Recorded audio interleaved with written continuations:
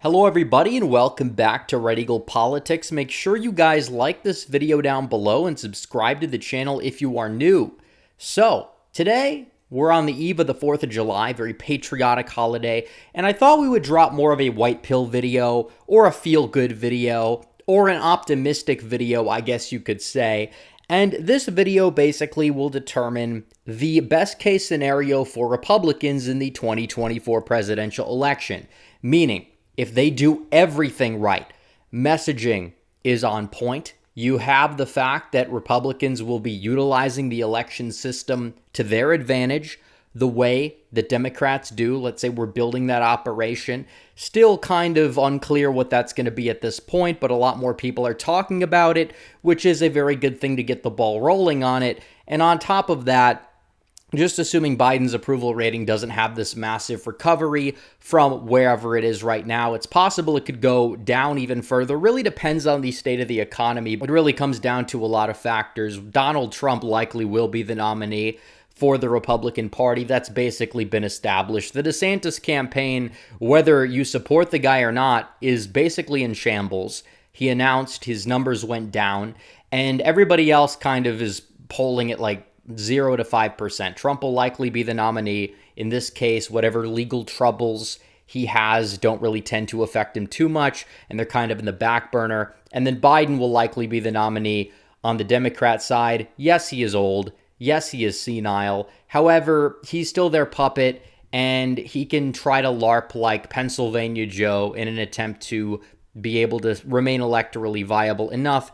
Doesn't mean it's going to work now that he has a track record that he's going to have to defend, which he'll likely be doing so very incoherently and very infrequently. He'll probably be in the basement again for quite a bit, but still, that's beside the point. That's the background information. But first, before we fill out this map, which is going to be the map that will be the most realistic, favorable scenario for the Republicans. And by the way, if you guys want a worst case scenario, comment down below. Let me know if that's something you guys would be interested in. We like to do the optimism here. It's more fun, but at the end of the day, it's important to be objective, understand where the gauge really is. But we're going to dive into this, but first I have to tell you guys about our very good friends over at Noble Gold, because the US dollar has lost 85% of its value since the 70s when the dollar decoupled from gold, and the government seems to be hell-bent on continuing that tradition. From now until after the election, the government can print as much money as they want. The last time they did that, inflation went up by 9%. Gold is the one asset that has proven to withstand inflation. Invest in gold with Noble Gold Investments. You will also get a 24-karat quarter-ounce gold standard coin for free. Go to noblegoldinvestments.com now. Noblegoldinvestments.com, the only gold company I trust, by the way. You guys should trust them too. And meanwhile, we are going to be filling out this map here. We're going to fill out the safe states that are going to stay safe no matter what. Pretty much every state that was safe in 2020 will be safe in 2024 under the best case scenario. This is very true, as well as the fact that you have Iowa and Ohio moving towards that safe status. They will likely be safe as well in a best case scenario, along with Maine's 2nd district. On top of that, Alaska. There you go. Already, we have 149 electoral votes in the safe column. That is the floor, folks. That is the floor. Meanwhile, on the other side, we'll fill out the safe states for the Dems here. Delaware, if Biden was not from there, we could maybe say could be likely, but as of right now, we'll keep it in the safe column, as with a lot of these states up there in the Northeast, Maine's 1st district, New York, even though watch the margins there, because it's very likely that Trump could improve in California, New York, some of these states, and it's not going to necessarily make them flippable or swayable, but what it will do is move the popular vote in his favor, which he's winning the polls, and the popular vote right now has been for quite some time. That was never the case in 2020. In 2016, it was the case for like a combined 5 days out of the 500 days of polling they had with Trump in it leading up to the election. Very interesting there. And I guess you could maybe make a case where Florida will be safe or close to that, but I think we'll leave Florida and Texas in the likely Republican column, just based off of the fact that, yeah, it's possible Trump could improve in Texas compared to 2020. And even though the coalition's going to look different than his 2016 win where he won it by 9, he could win it by more. I think in a best case scenario, he would, mainly because the state party there tends to be competent. Same thing with Florida. State party does tend to be competent there in terms of getting out enough votes to win, and they have a decent operation there. A lot of states, swing states, mainly in the Rust Belt, could learn a thing or two from those turnout practices. On top of that, I think that might be it for the likely red states. We'll do the likely Dem states, New Mexico and Colorado. Colorado, that may even be wishful thinking in a best case scenario, but assuming that Republicans are able to benefit, because you will likely have a third party that is higher than 2020, because 2020, it was a lot of people saw it as a referendum on Trump. 2024, more of a referendum on Biden.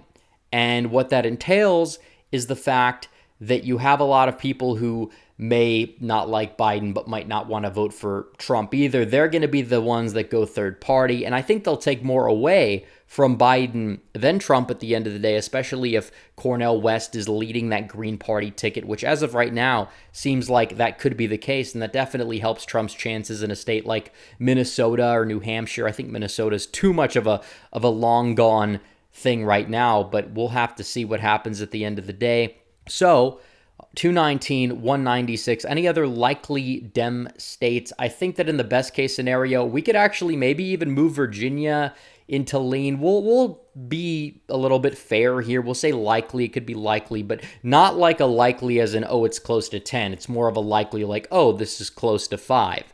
And you have a more competent state party there now than you had in years past. So it is possible that that margin there could narrow. I just don't think Trump could win it because his brand of politics is not the Beltway brand of politics that you kind of need in order to do well in Northern Virginia.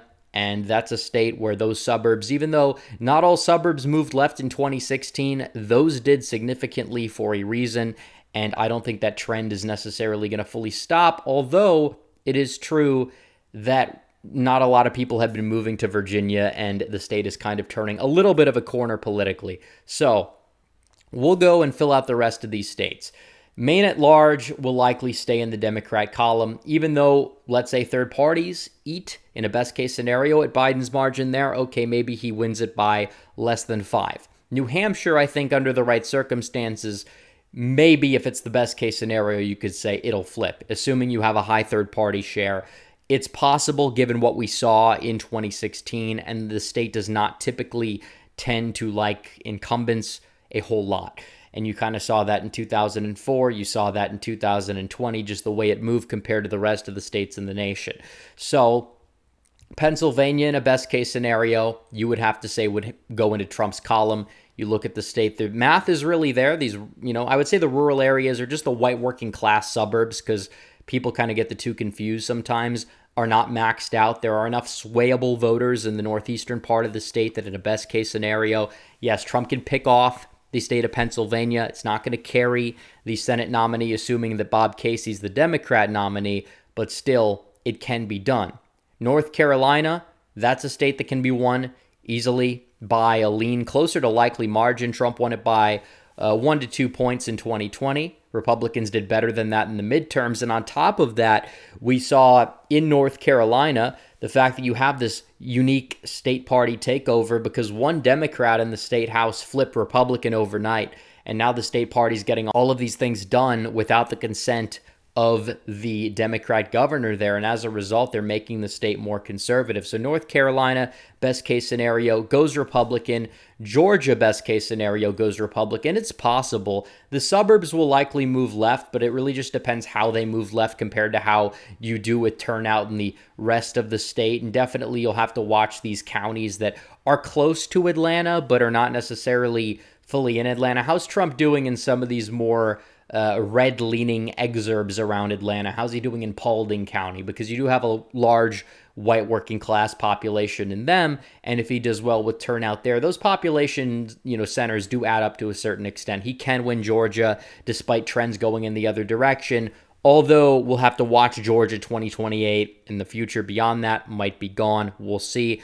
Michigan, I think in a best case scenario, you'd have to hand it to Trump just because he won it in 2016. It's possible he could win it again because Biden's approvals there are so bad, but the state party's so awful.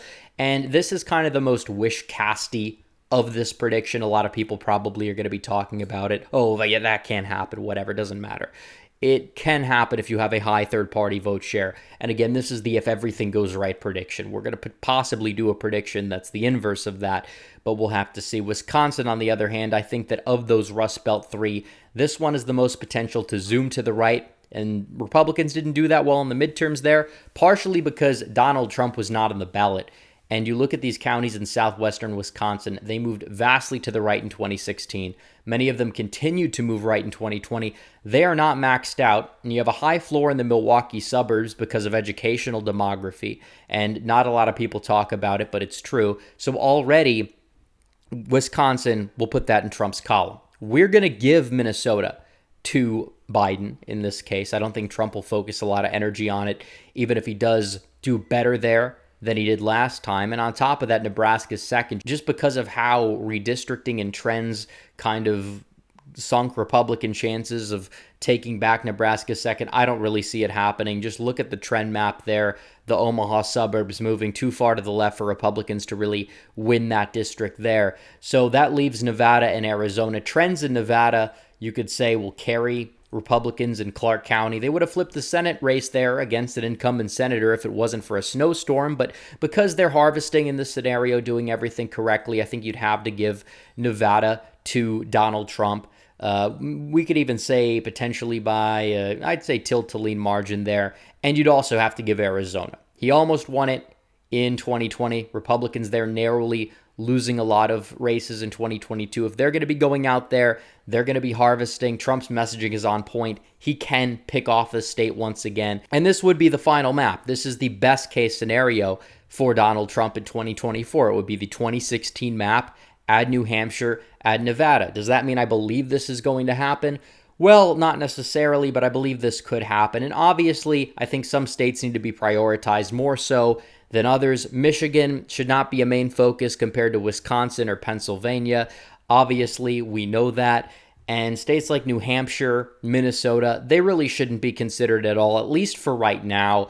We'll, re-examine the situation. But if you're not winning Wisconsin, you're not winning Pennsylvania, you're not going to be winning New Hampshire and Michigan anyways. So there is a priority list here, but this is the best case scenario for Trump in 2024. 316 electoral votes to Biden's 222. Let me guys know what you think in the comments down below, but like this video, make sure you subscribe if you're new, hit the bell for notifications so you never miss another video. Follow me on social media. The links are all in the description down below. As always, guys, thanks for watching. Red Eagle, out.